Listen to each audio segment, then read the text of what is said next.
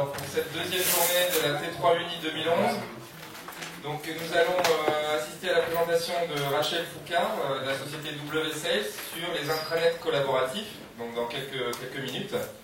Avant cela, je tenais à remercier à nouveau nos sponsors, donc Artris, Belink et RIA, qui nous ont aidés pour l'organisation de cette université. Alors demain, il y aura une petite session Typo 3 Business durant laquelle ils pourront se présenter un peu plus en détail. J'espère que tout s'est bien passé, que vous êtes en forme. Et puis, si vous avez des questions aussi, n'hésitez pas. Est-ce que tout le monde a bien son enveloppe? Est-ce que tout le monde a bien son login? Est-ce que tout fonctionne?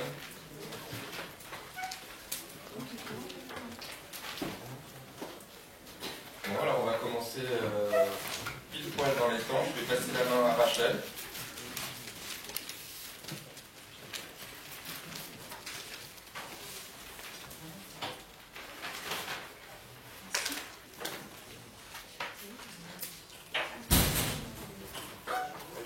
D'attendre 2 minutes, il y en a plein qui sont dehors, je ne sais pas ce qu'ils font. Enfin, plein, il y en a une dizaine. Je sais pas fermer la porte.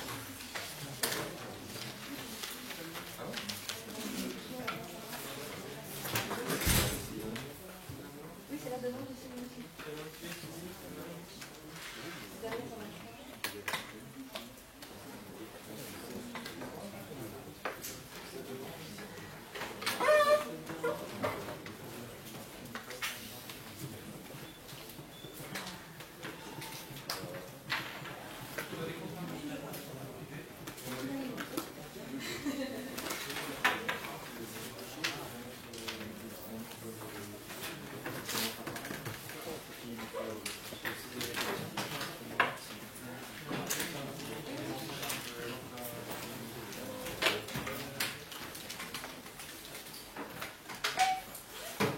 Est-ce que tout le monde m'entend? Oui.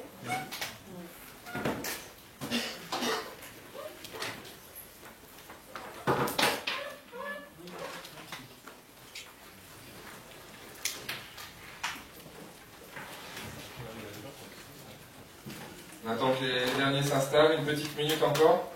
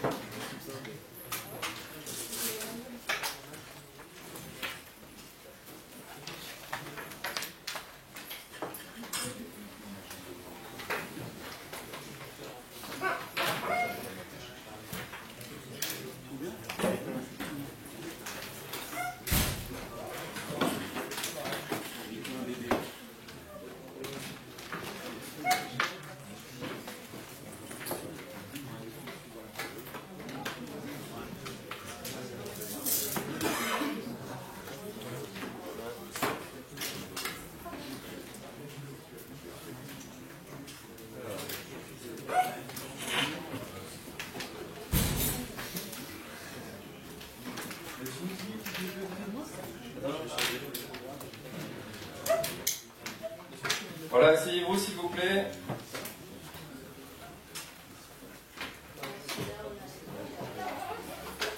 Typo 3 et les intranets collaboratifs.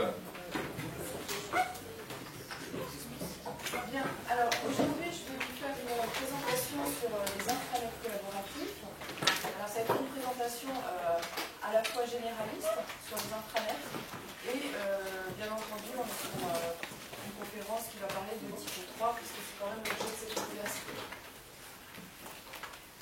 Alors tout d'abord je me présente, je suis Rachel Foucard, je suis la responsable technique de la société WSales. C'est une agence Typo 3 qui est basée à Nantes. Nous sommes certifiés intégrateur Typo 3 et nous avons obtenu le mois dernier la certification ISO 9001 sur la méthodologie de notre gestion de ressources et de nos techniques de déploiement. Alors, pour introduire le sujet, j'aurais une question à vous poser. Est-ce que vous pourriez me donner un point commun entre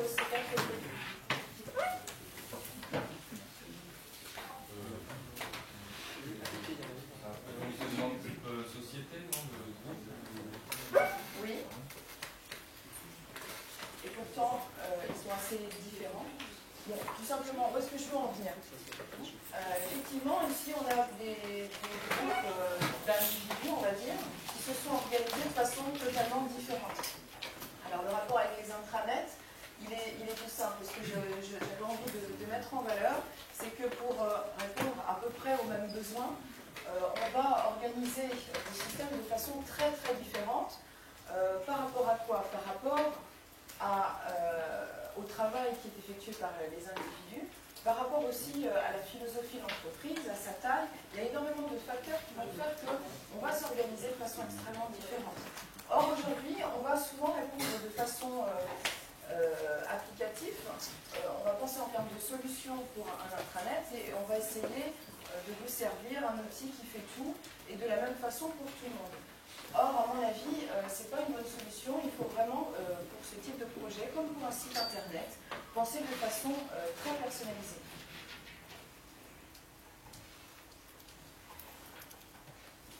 Alors, le plan de la conférence, il est simple. Aujourd'hui, on va parler de 3 grandes thématiques. La première, on va essayer de définir ce que c'est qu'un intranet. Un intranet aujourd'hui et puis un intranet collaboratif. Les intranets tels qu'on les conçoit, les nouveaux intranets qu'on les conçoit maintenant. On va parler de la refonte d'un intranet, c'est-à-dire comment aborder ce projet qui est souvent difficile de refondre l'existant ou même de créer un nouvel intranet. Il y a des enjeux sous-jacents qui ne sont pas toujours abordés. Et puis on va terminer sur Typo 3. Pourquoi, à mon sens, Typo 3 est une très bonne solution pour ce type de projet. Et puis je vais faire une petite démo sur... on va rentrer un petit peu dans le code sur la façon dont on peut aborder les réponses fonctionnelles à un projet intranet avec Typo 3. Donc les intranets qui traînent aujourd'hui, quand on les regarde, on a à peu près la même impression que quand on rentre dans son garage juste au moment de l'été, où on s'est dit, bon c'est les vacances, je vais faire un petit peu de rangement. En général, quand vous commencez à penser à refondre votre intranet, vous avez à peu près cet effet-là. Vous avez 2-3 phrases qui vous viennent à l'esprit.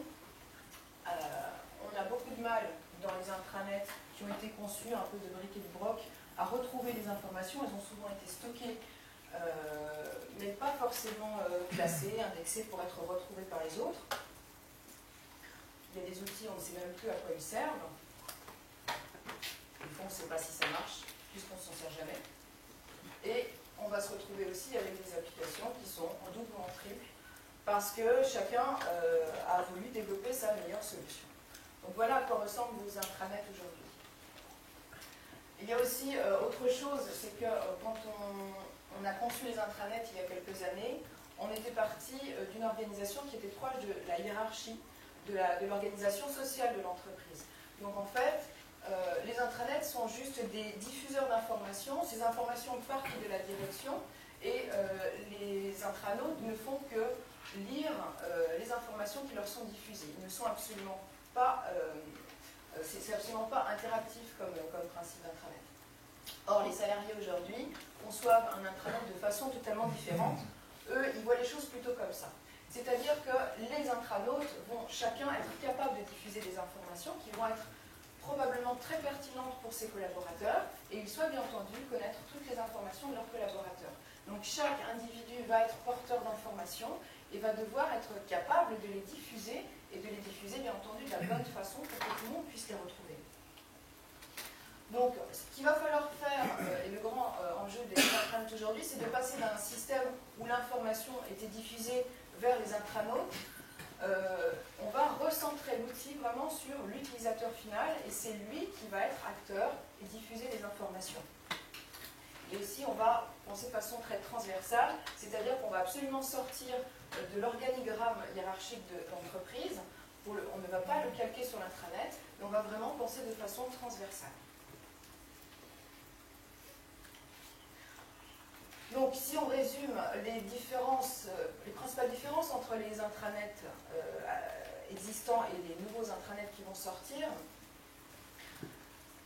le sens de la communication, qui était en top-down et qui va passer maintenant de façon transversale. Et il y a aussi une différence au niveau de l'authentification. Il arrive très souvent que les intranets, pour se connecter à l'intranet, on va juste soit avoir le droit de rentrer dans l'intranet parce qu'on est à l'intérieur du système et on n'a pas besoin particulièrement de s'authentifier, ou on va s'authentifier mais on n'aura pas forcément d'informations personnalisées. Aujourd'hui, les intranets vont vous permettre, via votre authentification, d'obtenir des informations qui vous intéressent, vous, et pas votre voisin. Donc la personnalisation des contenus est vraiment très importante. Il faut absolument la prendre en compte parce que c'est techniquement tout à fait possible aujourd'hui. On le fait pour les sites internet, donc il faut vraiment le faire pour les sites intranet. Une dernière chose qui est apparue aussi, c'est la notion de mobilité. Il faut toujours penser aux intranautes et vous dire que maintenant ils ont pour la plupart des smartphones et ils peuvent avoir envie de faire certaines activités sur leur intranet via leur téléphone mobile. Donc c'est quelque chose qu'il faut aussi intégrer dans votre projet de recueil des charges. Après, il y a une petite nuance dont on entend parler aujourd'hui. Il y en a qui parlent de collaboratif, d'autres qui disent on va vers le participatif. Alors, on joue un petit peu sur les mots. Grosso modo, ça veut dire quoi? Ça veut dire qu'on ne va pas se contenter de demander aux intranautes de collaborer, c'est-à-dire de travailler ensemble, de travailler en mode projet, par exemple. C'est vraiment eux qui vont participer à la réalisation du système. Si on reprend les photos de tout à l'heure, ce sont les abeilles qui ont créé leur système. Et là, de la même façon, ce sont les intranautes qui vont créer les pages, qui vont créer les contenus et qui vont créer l'organisation, le devenir de l'intranet. Donc, on va vraiment passer au participatif.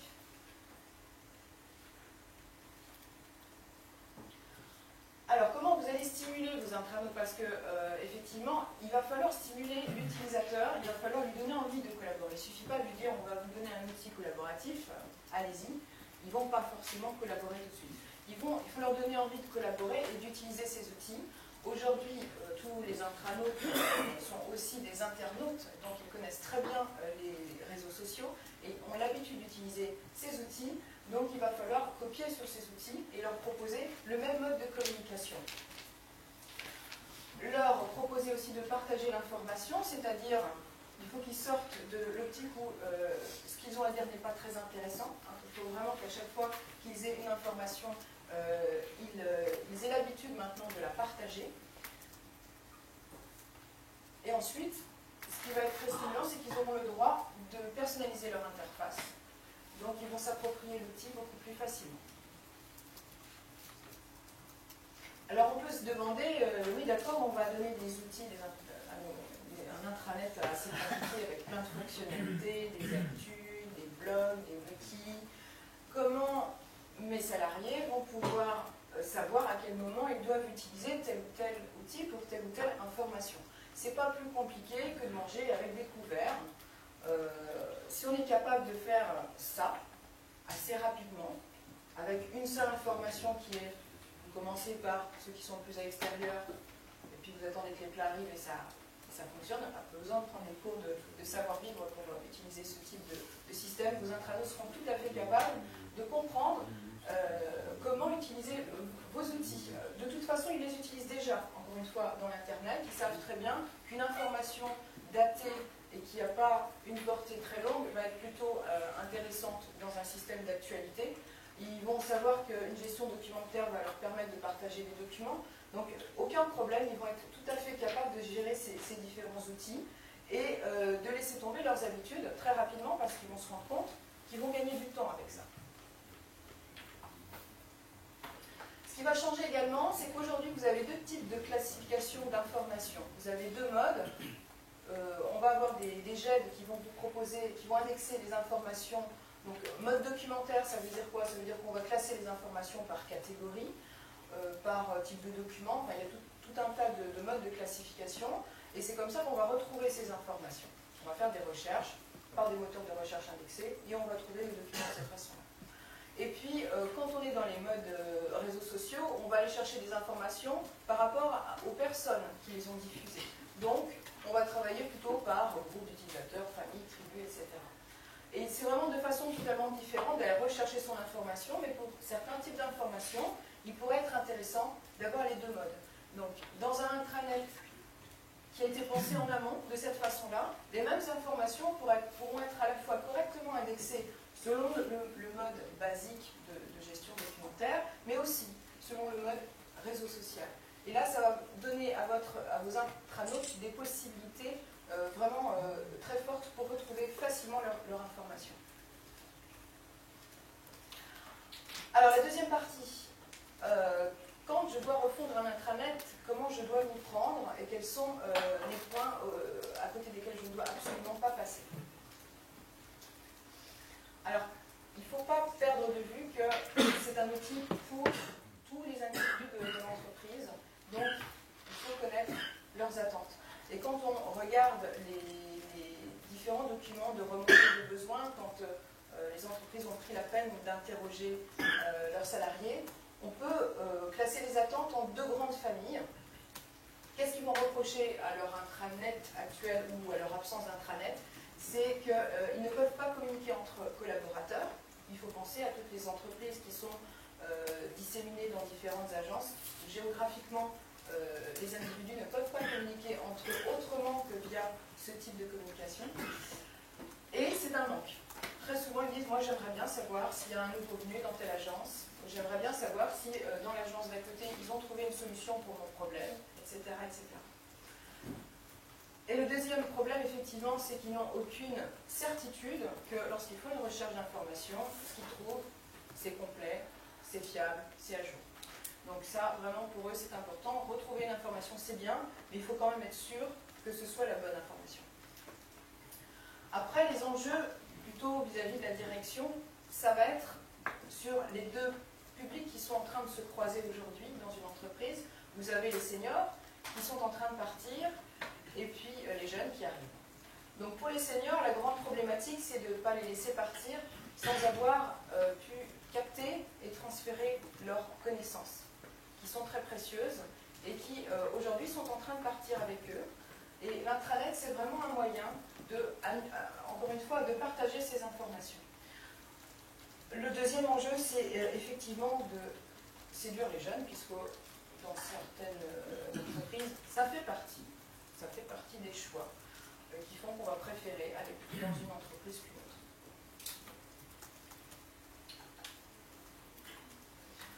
Alors, définir un intranet, c'est bien, mais qu'est-ce que ce n'est pas un intranet? Des fois, dans certains cahiers de charges, on voit le souhait d'inclure dans son projet intranet tout un tas d'applications métiers qui sont en place. Alors pourquoi pas si elles sont mal faites, si elles sont obsolètes, mais si elles fonctionnent très bien, si elles ont été bien conçues, il n'y a absolument aucun intérêt de vouloir absolument tout inclure dans son intranet et de rêver que le matin, le salarié ouvre son ordinateur, lance son navigateur sur l'intranet et passe sa journée sur l'intranet et qu'il puisse tout faire de son intranet. C'est une très mauvaise idée. Et ce que n'est pas l'intranet, surtout, c'est ce qui est du ressort de votre messagerie. Alors la messagerie, je vais vous en parler justement, parce que c'est une grande problématique aujourd'hui. Il y a effectivement des intranets existants, mais il y a aussi des intranets qui n'existent pas, et du coup, les salariés ont trouvé des solutions annexes pour faire un pseudo-intranet. Soit ils font juste du partage de documents, avec des dossiers partagés sur les serveurs, soit tout est dans la messagerie. C'est souvent le cas. Tout est dans la messagerie. Monsieur Breton de la société Atos Origine, je ne sais pas si certains ont entendu parler de cette actualité, a décidé que dans 3 ans, il a pour objectif que dans 3 ans, il n'y ait plus aucun mail interne. Alors, c'est pas plus aucun mail tout court, c'est qu'il n'y ait plus aucun mail interne dans son entreprise. Et donc, évidemment, pour atteindre cet objectif dans les 3 ans, ils vont bien entendu mettre en place tout un tas d'autres outils annexes qui vont pouvoir remplacer ces fameux mails inutiles. C'est vraiment très polluant pour le travail, c'est quelque chose, il y a des gens qui vont passer 1 heure tous les matins à éplucher des mails, et ces mails vont porter des informations qui n'ont rien à faire dans la messagerie. Des fois on envoie des mails avec des pièces jointes parce qu'on n'a pas une bonne GED, des fois on envoie des mails juste pour répondre à une question parce qu'on n'a pas de système de messagerie instantanée.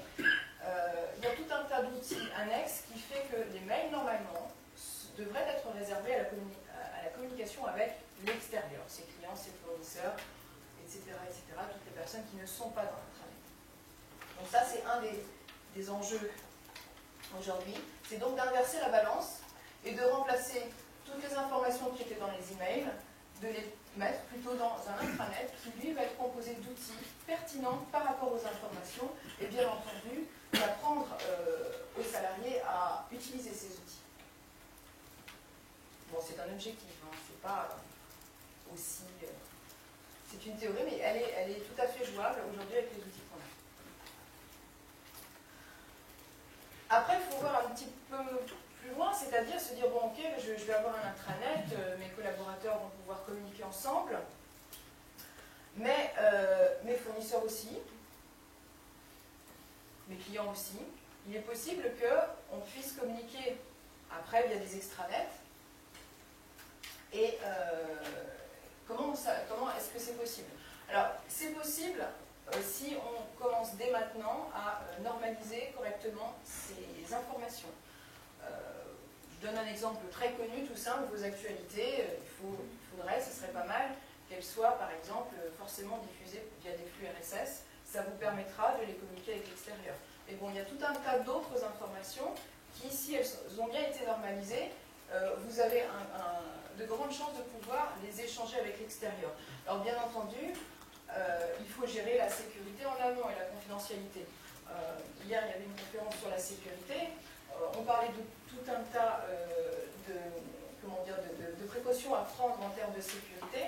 Il est fort possible que dans un intranet, on ait la mauvaise idée de se dire, bon, de toute façon, on est dans l'intranet, c'est pas très grave. Sauf que, peut-être qu'un jour, dans cet intranet, on aura envie de partager, d'ouvrir vers l'extérieur, faire des extranets, et dans ces cas-là, il faudra y penser.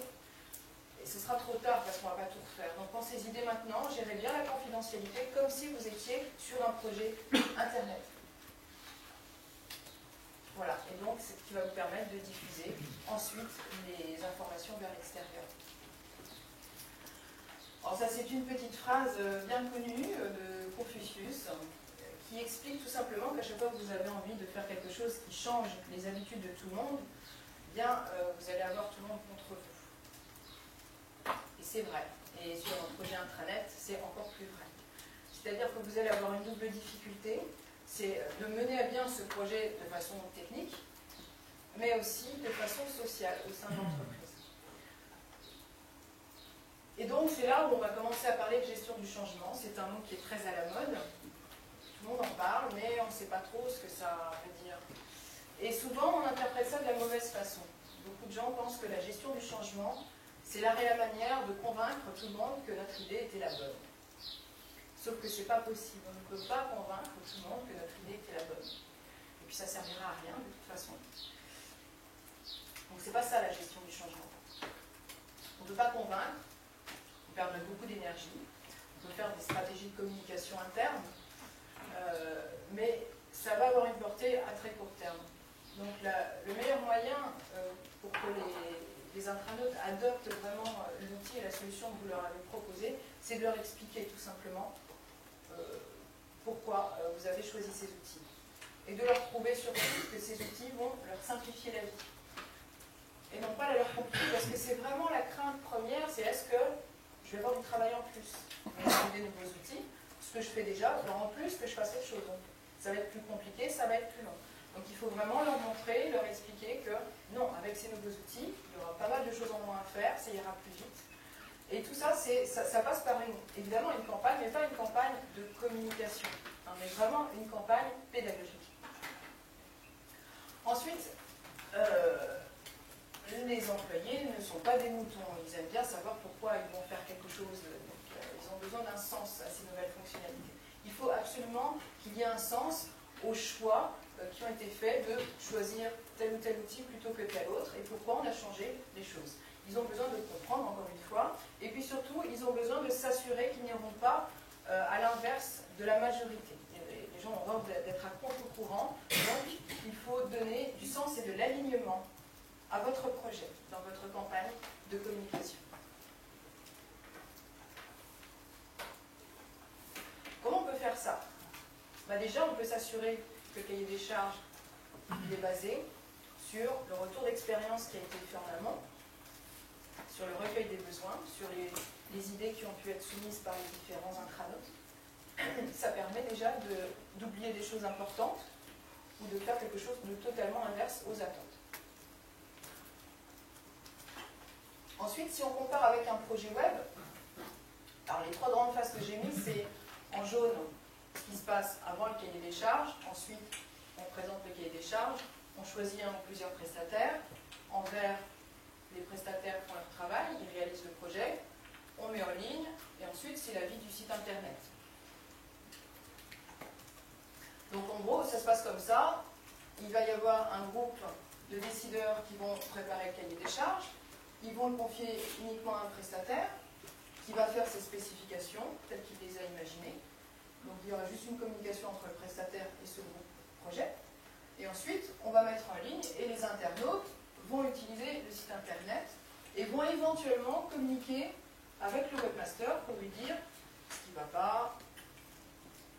Et le webmaster, s'il a des bonnes statistiques, il va peut-être aussi pouvoir améliorer son outil, son site internet, grâce aux analyses de ces stats. Donc un site intranet, ça doit se passer, ça devrait se passer différemment. Il y a un petit peu plus de monde, et il y a un petit peu plus d'étapes. Déjà, donc, tout à l'heure, je disais, le cahier des charges, ce serait bien qu'il se fasse de façon très collaborative avec les internautes. Donc, pourquoi pas des sondages, des remontées de besoins en amont. Ensuite, le groupe projet va établir le cahier des charges, bien sûr par rapport à ses compétences. Il sait effectivement comment il va faire son projet, mais il faut quand même incorporer ça dedans. Ensuite, bon, il va trouver ses prestataires qui vont également faire la prestation comme un site internet, sauf que ici j'ai mis plusieurs recettes successives en fait, pour tout simplement éviter de se retrouver en fin de réalisation avec une recette interminable d'un nombre trop important d'applications. Par rapport à un site internet, il y a beaucoup plus de fonctionnalités, il y a beaucoup plus d'applications. Donc ici, ça va permettre en fait d'avoir une mise en ligne beaucoup plus légère. Et par contre, ce qui est important, c'est de faire savoir au groupe projet qu'il va être sollicité beaucoup plus que sur un site internet. Lui aussi, il va être très impliqué, il va avoir beaucoup de travail, puisqu'il va recéter de façon permanente. Ensuite, ici, la formation peut être, alors la formation des internautes peut être un outil pour la gestion du changement. C'est-à-dire que, en plus de former sur le nouvel intranet, on peut aussi faire passer un certain nombre d'idées pour justement promouvoir le nouvel intranet. Donc, ça peut être une technique de sponsorisation pour votre intranet. Et enfin, la vie après la mise en ligne de l'intranet, ce qui serait bien d'ajouter comme fonctionnalité à un intranet, ce serait tout un tas d'outils qui permettent le crowdsourcing, c'est-à-dire des outils comme des boîtes à idées, ou même un simple Mantis ou un web tracker qui permettrait de remonter les problèmes de façon permanente et de travailler comme ça en continu avec le groupe projet pour faire améliorer en permanence son intranet. Ça va vous éviter de vous retrouver dans 3-4 ans avec le même projet à refaire de zéro. Donc dernière partie, typo 3 dans tout ça. Alors pourquoi typo 3 ? Bon déjà, pourquoi un CMS ? Parce que des fois, les intranets, on va répondre à des projets avec d'autres outils que des CMS. Mais tout simplement parce qu'un CMS va avoir dans sa boîte à peu près tout, voire plus, les fonctionnalités qui seront nécessaires dans un intranet. J'ai juste mis en jaune la GED et puis le moteur de recherche qui, pour des raisons diverses et variées, peuvent être faites par des outils externes, mais en tout cas Typo 3 est parfaitement capable d'être relié à ces outils externes. Je n'ai pas coché les mails parce que la messagerie, c'est un autre type d'information.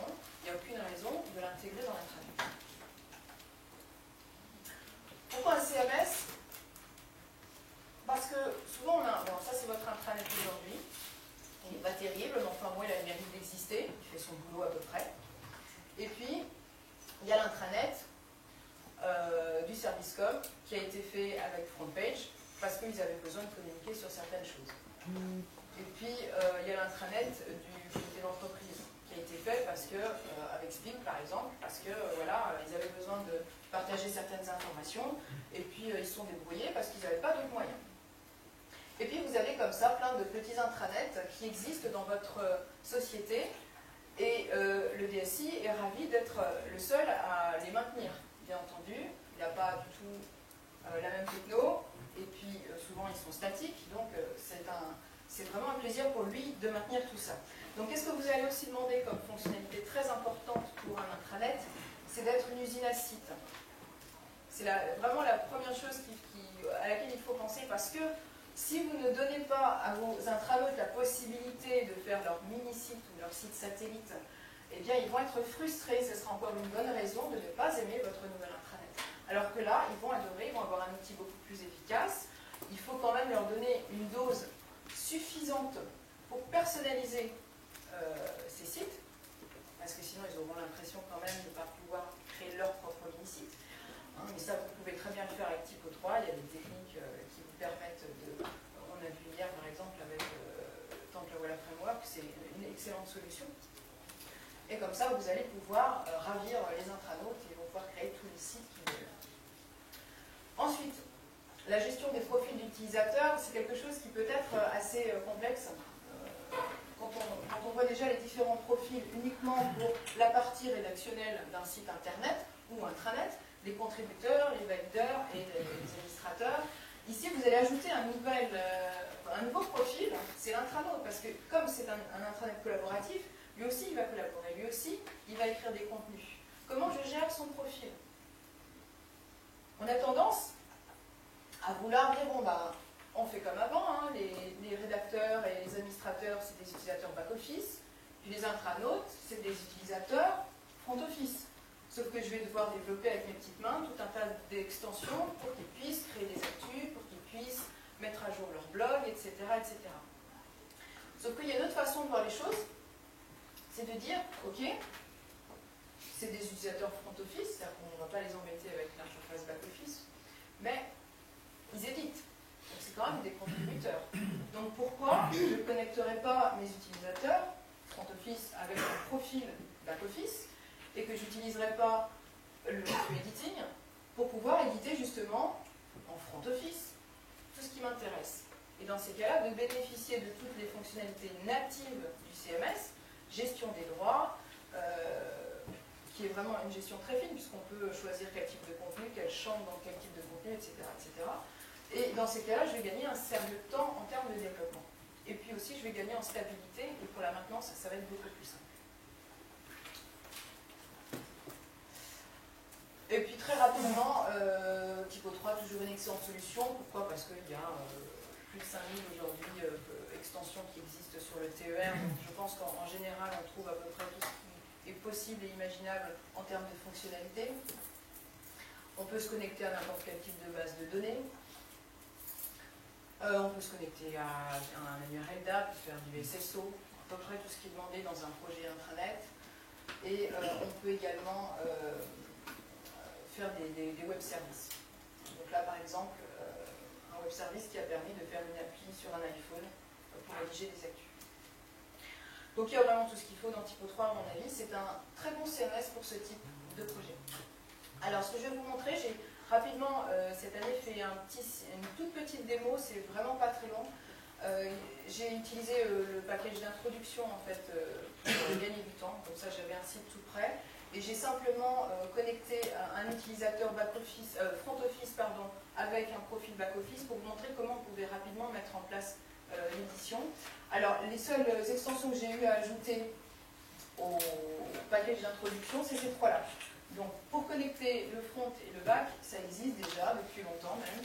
C'est l'extension SimLHBE. Ça marche tout seul, on installe, on connecte les utilisateurs front avec le back et ça fonctionne.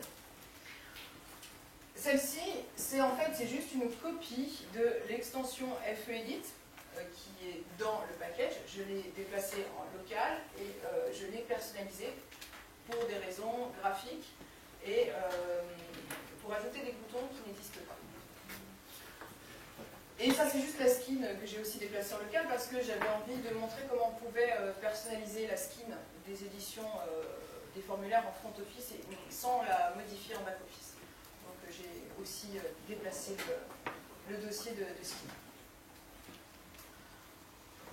Alors ça c'est quoi? Ça c'est les lignes TypoScript qui servent à activer l'édition front office pour un profil back office. Je pense que je les mettrai, vous n'auriez plus qu'à les copier-coller, je les mettrai sur le site après. Donc, on active l'édition front office, on demande d'afficher les icônes d'édition, et puis là j'ai demandé aussi d'afficher les éléments cachés. Comme ça permet de les voir quand même en front office et de pouvoir jouer sur le fait de cacher ou afficher les enregistrements.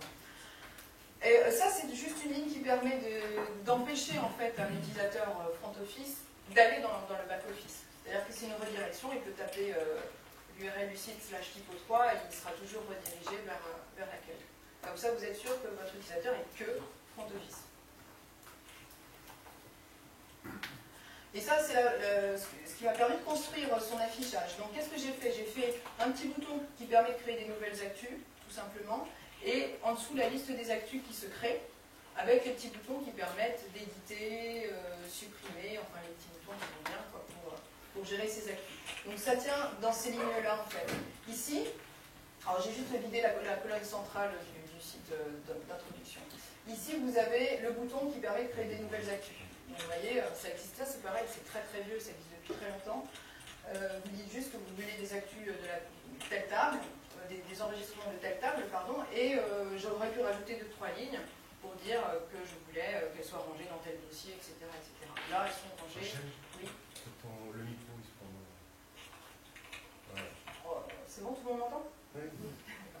Donc voilà, là, les actus vont se ranger dans le dossier courant. Ici, en dessous, c'est la liste. Donc c'est pareil, hein, c'est un objet content. Je liste mes actus. Alors c'est pareil, j'aurais pu faire une requête where un petit peu plus élaborée. Là, c'est juste pour la démo.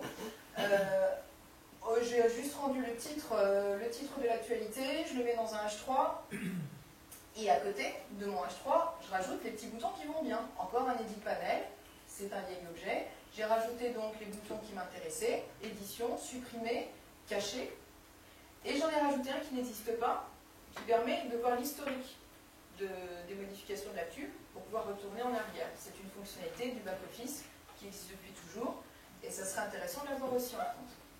Surtout par exemple si on veut travailler en mode wiki. Voilà, donc ça donne quoi?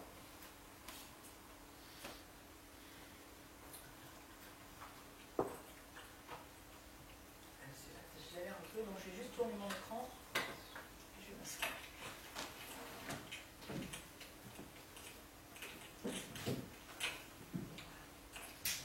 Donc le package d'introduction, tout le monde le connaît.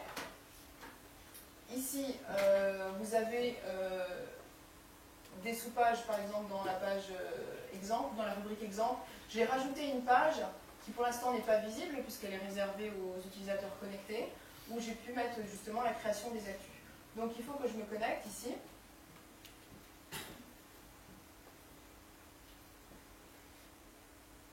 Voilà, donc je suis connecté. Maintenant, je retourne dans l'exemple. Je retrouve la page qui était cachée. Donc, ça, c'est natif. Hein. J'ai juste réservé cette page à un groupe d'utilisateurs front office.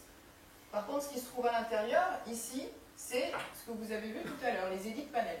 Donc ici, vous avez le premier edit panel qui crée un bouton de création de nouvelle actu.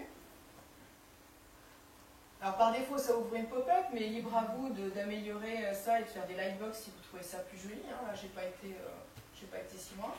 Là, j'ai juste personnalisé la barre au-dessus pour l'accorder avec la charte graphique. C'était juste pour vous montrer, après je vous montrerai comment ça se passe. Voilà, donc je crée une nouvelle actu.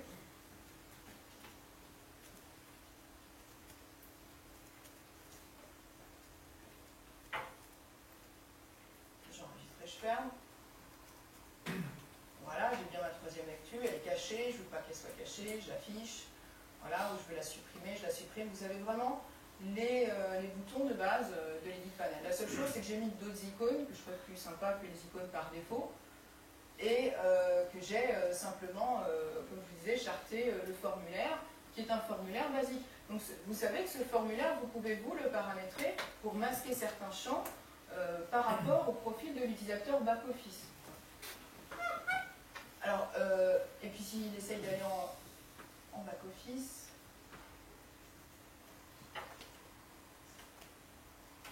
il ne peut pas. juste à cause de la redirection de tout à l'heure. Et ça veut dire que personne ne peut y aller en back-office? Non, lui, il ne peut pas. C'est une configuration... Alors, ça dépend. Personne, c'est-à-dire les intranautes. Oui. Mais ça dépend comment vous reliez vos utilisateurs front office avec vos profils back office. Vous n'allez pas faire un utilisateur front office, un utilisateur back office, ce serait trop lourd à gérer. Vous allez utiliser l'utilisateur back office pour un profil général. Et ils seront plusieurs à être connectés à ce même profil en fait. Ça sera plus simple.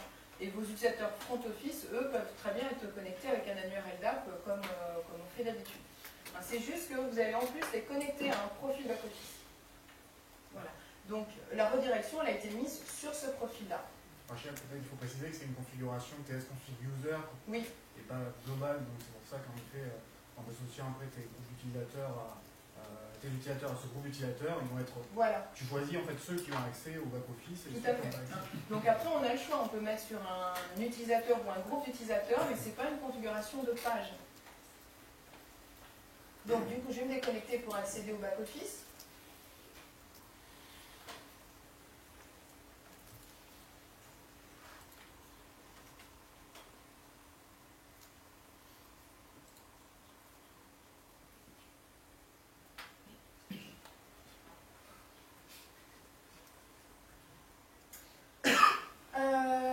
Donc, comment ça se passe en back-office?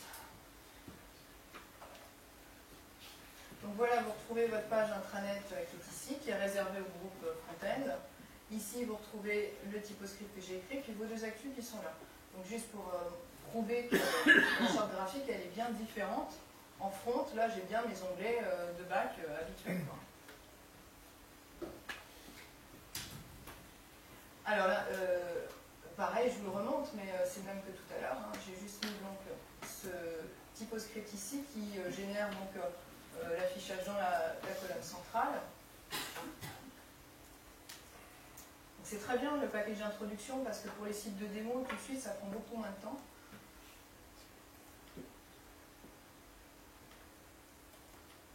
Voilà, donc je me suis calqué donc sur l'utilisateur.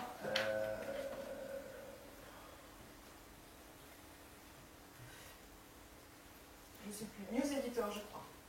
C'est lui, d'accord? Et puis donc, par rapport au groupe, voilà, c'est sur le All User que j'ai mis test config ici. Voilà, donc après, les clients, ils sont là, les utilisateurs front office. Et Customer 1, quand vous installez Simulate IDE, vous avez juste ici, vous pouvez le relier à un profil. Voilà comment ça marche, c'est tout ça. Alors, pour le bouton historique. Ah oui, je ne vous ai pas montré le bouton historique.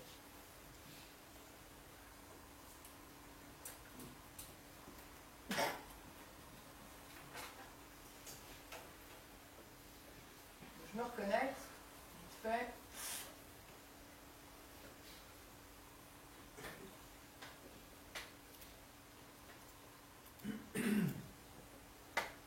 On va prendre celle-ci par exemple.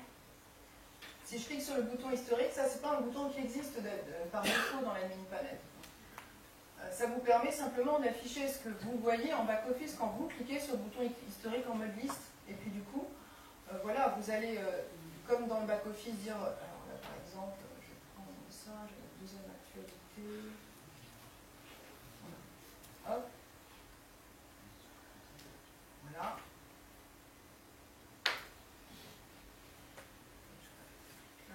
Ça va recharger. Alors, je suis peut-être pas revenu au bon moment, mais il faudrait que je trouve un truc plus. Alors, on va faire comme ça. Je vais éditer, ça va être plus visible.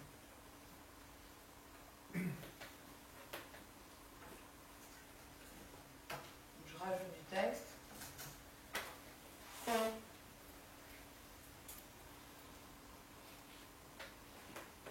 Voilà, et je reviens en arrière.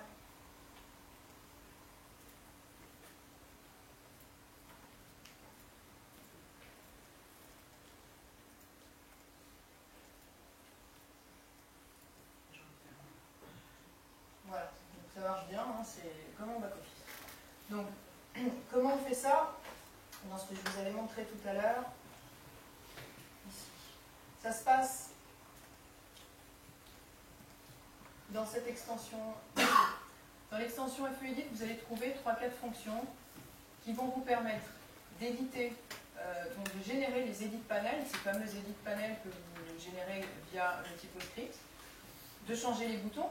Moi j'ai rajouté un dossier directement dans l'extension qui contient les icônes de mon projet, et de rajouter des boutons et des actions.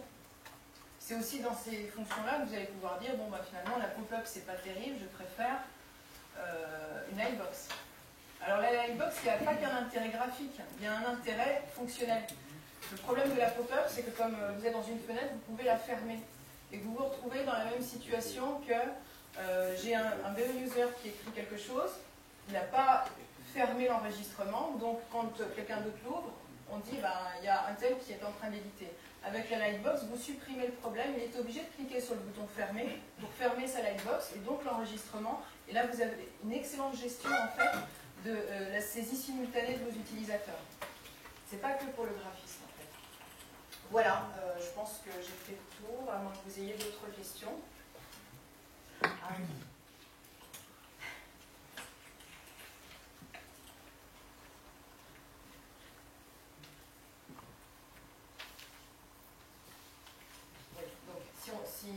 Donc, pour la conclusion, ce que j'aurais aimé vous faire passer comme idée aujourd'hui, c'est que pour faire un bon intranet, la principale notion qu'il faut garder en tête, c'est de bien recentrer cet outil sur votre utilisateur.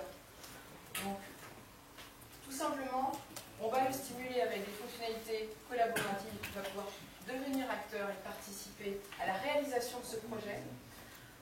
N'oubliez pas sa mobilité, ça peut paraître encore aujourd'hui, je pense, un petit peu en avant-garde, mais franchement, d'ici un an ou deux, ça va vraiment être obligatoire. Prenez-la en compte tout de suite. Et puis, bien entendu, lui permettre de personnaliser son interface, ça peut paraître trivial, mais c'est ce qui fait qu'il va prendre en main son outil, se l'approprier.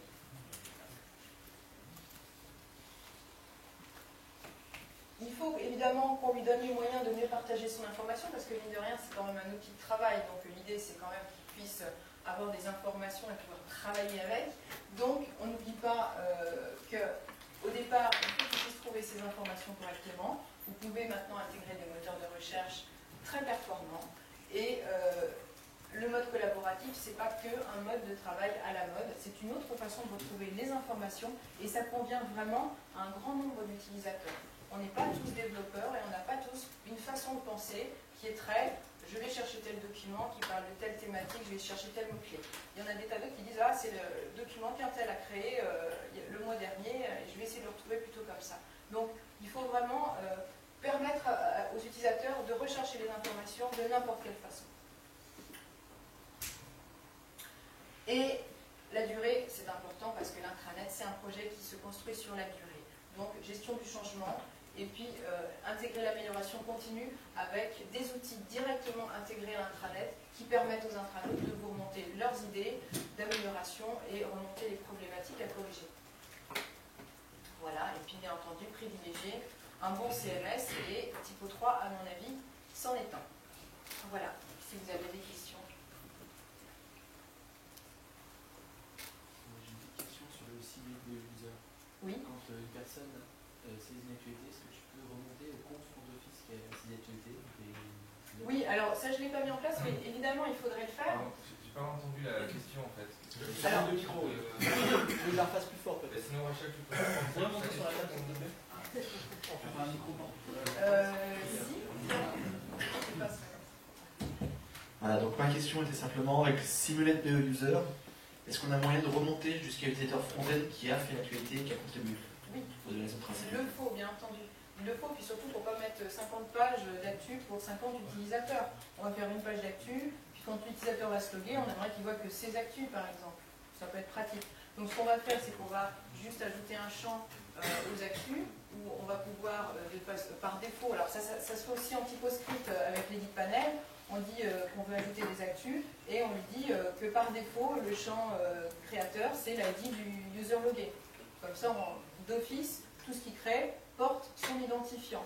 Et ensuite, après, dans la liste qui se trouve en dessous, on filtre sur le le champ qui doit porter l'identifiant de l'utilisateur login. Donc évidemment, il faut penser à ces choses-là, mais ça, c'est pareil, c'est comme un développement, ça se construit par rapport au projet. C'est qu'est-ce que vous voulez faire comme page et qu'est-ce que vous voulez faire comme affichage. Est-ce qu'il y a d'autres questions? Comment gérer les droits dans un système collaboratif, tu vas avoir un forum, un wiki, en l'occurrence, tu vas citer tout ça, moi j'espérais en voir un peu plus. Comment tu vas gérer les droits de tous ces modules, en l'occurrence sur les wikis de Python aujourd'hui, il y a un problème. Pour un wiki, je n'utiliserai pas un wiki. Je vois, tu as envie de rien dans tout ça. Un forum. Alors un forum, oui, le forum, lui, va de toute façon inviter les droits FE user, donc c'est pas un problème. Pour un wiki, j'utiliserai le système d'édition d'un contenu RTE et de façon collaborative. Parce que grâce à ça, on va vraiment personnaliser son wiki. La gestion du versionning des documents avec un collaborateur qui dépose un document qui va se transformer pour avoir utilisé du SharePoint ou de Alfresco. Voilà, bah non, mais ça c'est SharePoint et Alfresco. Là, c'est pas du tout la même chose. Donc si on veut aller jusque-là dans la gestion documentaire, comme je disais tout à l'heure, il y a des jets qui sont très très poussés et Typo 3 se connecte très bien à ces jets-là. Si on a des besoins en jets qui sont beaucoup plus légers, ça ne sert à rien de sortir la grosse artillerie Alfresco et SharePoint. Il faut savoir que le DAM 2 va arriver aussi, Oui. et que Typo 3 va donc encore s'améliorer en GED, sachant que le DAM était déjà un outil respectable en matière de gestion documentaire. Bien que en dessous d'un outil dédié, on pouvait déjà faire quand même quelque chose d'intéressant et ça va encore être amélioré. Oui. Et typiquement le DAM, c'est une fonctionnalité plutôt dédiée au back office. Donc souvent, ça ne répondait pas aux besoins des intraneutes, on dirait, mais c'est dans le back office. Mais si là, vous arrivez dans votre projet à bien faire communiquer le front et le back, par des simples jeux de FE editing et des pop-up ou des lightbox, vous allez vous retrouver justement avec tout un tas de possibilités pour vos intraneutes front office, possibilités qui n'existaient qu'en back office, et vous allez pouvoir leur offrir ces fonctionnalités sans les redévelopper à chaque fois juste parce que vous les voulez dans le front. Tu as cité 3 extensions que tu utilisais, dont T3, Uni, FEdit, c'est quoi exactement? Alors c'est FEdit qui existe dans le système, voilà, et je l'ai prise, je l'ai renommée et je l'ai mise en local parce que je voulais partir de cet exemple, qui est vraiment un bon exemple pour démarrer. On peut repartir de zéro si vous voulez, mais celle-ci elle est très bien, je voulais juste changer 3 trucs vite fait, les icônes et rajouter un bouton historique. Voilà. Donc, alors Rachel, dis-moi, est-ce que ça t'a traversé l'esprit ou est-ce que c'est un choix volontaire de ne pas utiliser Modern FEdit? oui, c'est un choix. C'est un choix. J'aime pas du tout la façon dont c'est codé et ça apporte pas vraiment d'ergonomie en réalité. C'est très épatant, les clics et glissés, tout ça, le drag and drop, mais il a tellement personnalisé en fait le graphisme qu'on ne peut pas du tout mettre les mains dedans. Donc je préfère avoir 3-4 boutons moches. Et voir le contrôle. Je contrôle sur les icônes et ensuite les formulaires back-office, ils sont aussi très bien codés, c'est plus facile de les skinner. Parce qu'il y a une skin qui existe et du coup c'est facile de s'attacher dessus. Voilà. D'autres questions? Bon, alors écoutez, on va applaudir très très fort Rachel.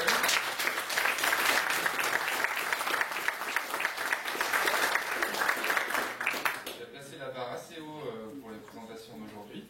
C'est vraiment très intéressant. Merci beaucoup Rachel. Merci.